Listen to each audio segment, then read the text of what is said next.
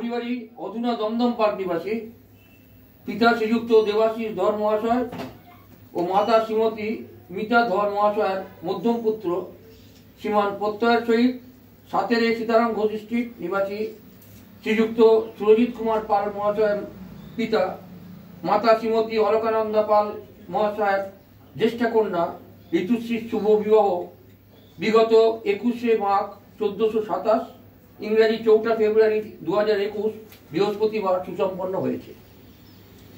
অদ্য শুভ পাকস্পর্শ।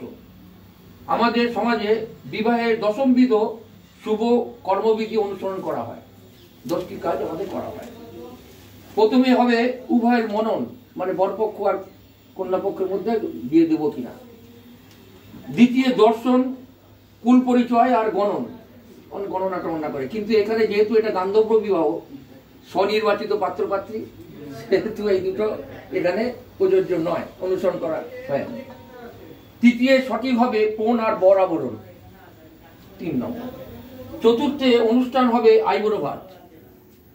পঞ্চমে গঙ্গাবরণ, হলুদ কোটা, শ্রী ও বরণ দ্বারা অভিষেক, পরে হবে অধিবাস।